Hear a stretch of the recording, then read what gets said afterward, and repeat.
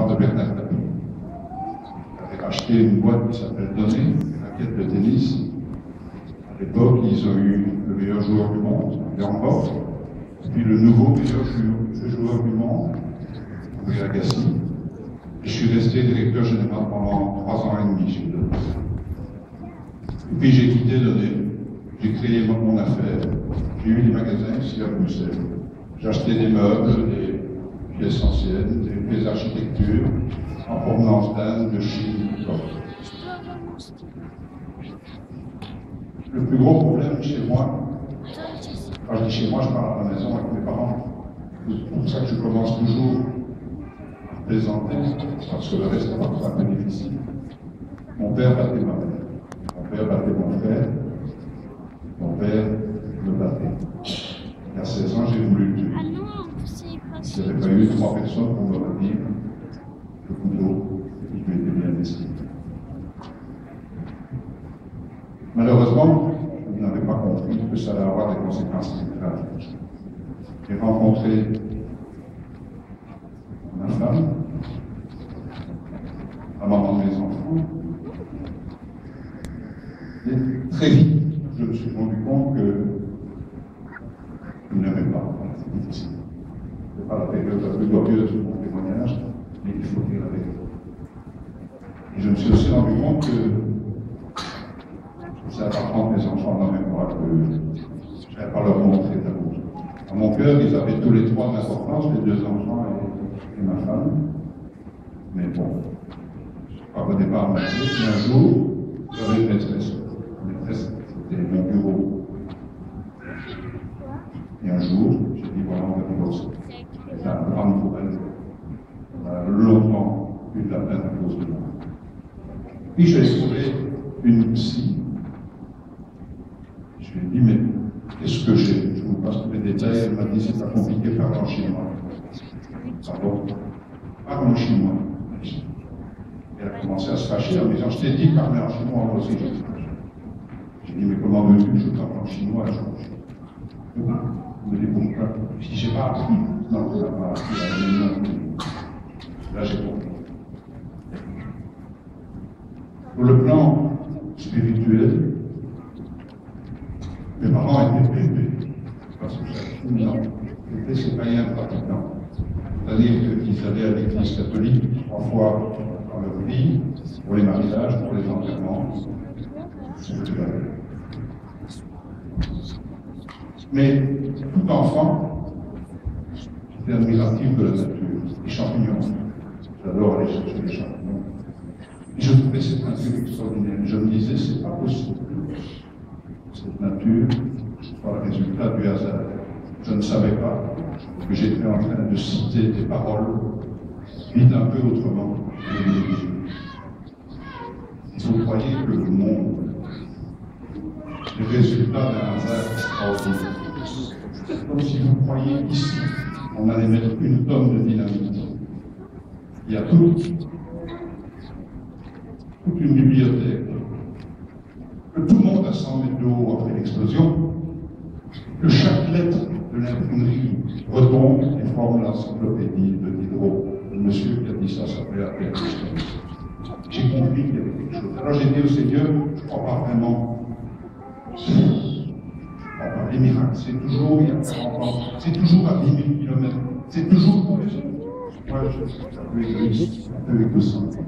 Dis-moi. Oui. Et puis, je lui dis, je vais chercher. Ça me fait toujours plaisir de le raconter parce que je sais ce que vous allez faire quand vous allez rentrer chez vous. Vous savez, je lisais le 6e livre de la Bible, et Josué. Tout le monde voit qui est Josué? Donc Josué, c'est l'homme qui a succédé à Charlton Heston dans les 10 commandements. Et au chapitre 10, il livre la bataille de Gabaon, et à un moment, il va demander au soleil et à la lune d'arrêter leur course. La Bible dit, pour la première et la seule fois dans l'histoire de l'humanité, Dieu va accéder au désir d'un homme d'arrêter le temps. Il arrêta le temps pendant presque tout un jour. Presque tout un jour, je sais ce que ça veut dire, c'est pas mal.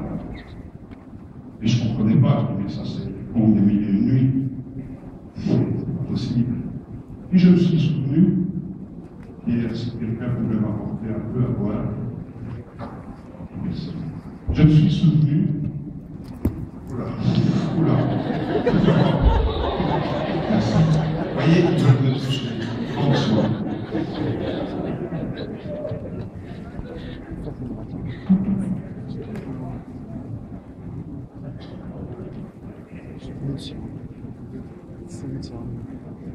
Et je disais, je me suis souvenu que dans le deuxième livre des rois, Dieu parle à un roi qui s'appelle Ézéchias, à travers de son prophète, si je me trompe, c'est Isaïe, et il lui dit, tu ne crois pas que je suis Dieu?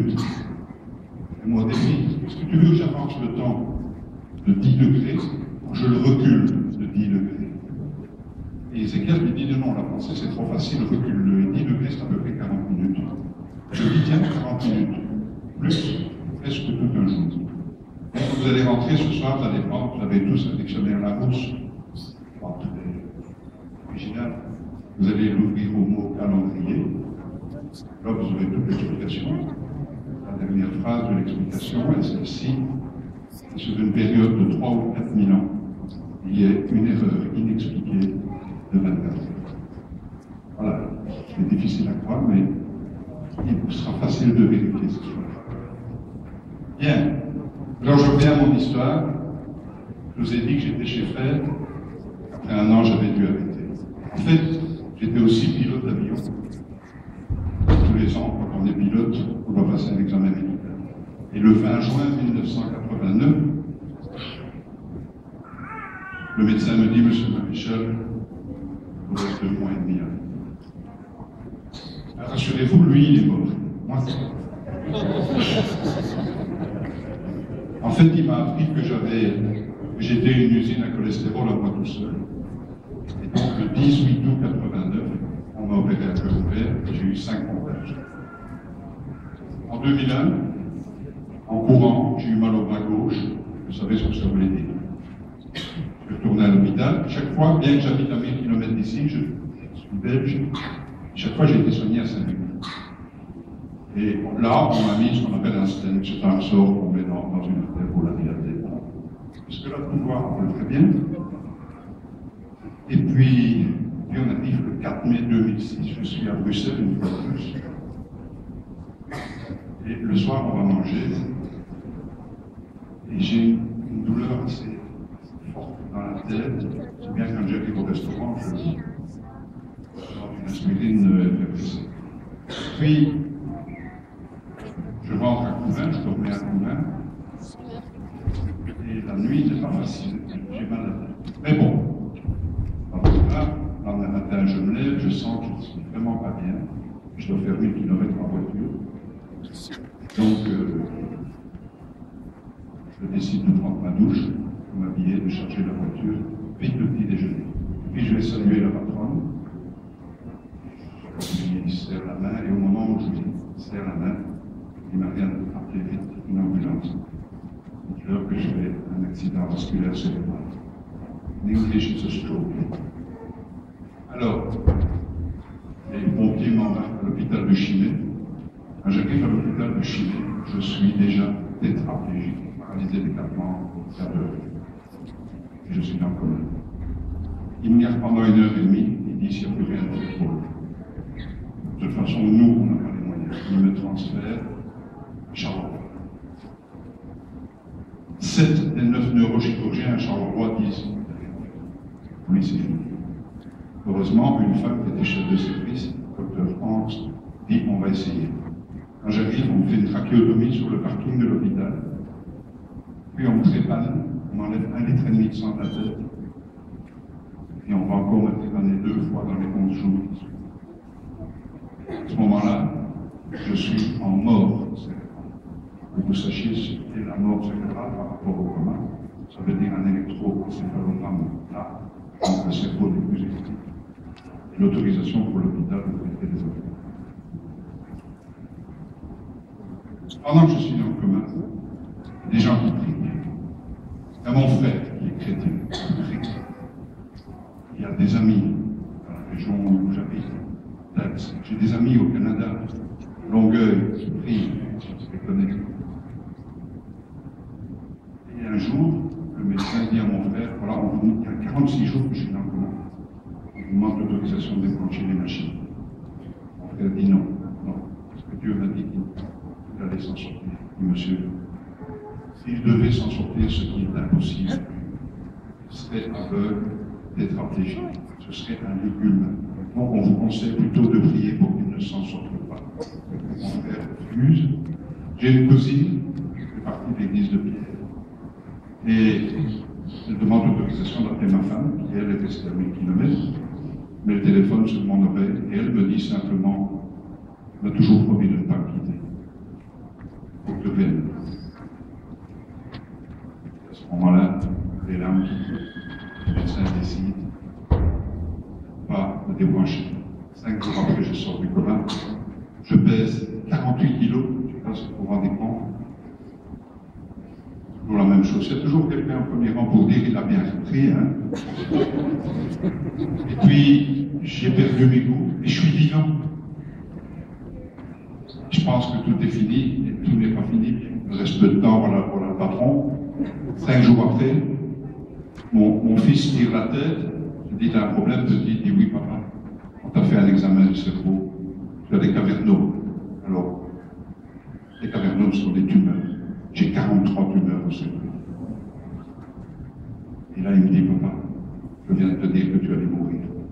Et je n'oublierai jamais les paroles. Je lui ai dit, non, ce Dieu auquel tu ne crois pas ne m'a pas arraché d'un AVC pour me laisser mourir avec 43 stupides tumeurs. 4 jours plus tard, on fait un examen. Le professeur Guérit arrive avec une dizaine de médecins. Il me dit, monsieur, j'ai les résultats. Je dis, oui, je les connais. Qu'est-ce que vous connaissez, monsieur? Vous allez me dire que j'ai 43 tumeurs. Je vais mourir. Il me dit, non, monsieur, vous n'avez plus rien. Je dis, ça peut disparaître en 4 jours. Il me dit, ni en 4 jours, ni en 40 ans, monsieur. Voilà, tout ce que je voulais vous donner comme message. Un message formidable d'espoir. Dieu est vivant. Et si je suis vivant,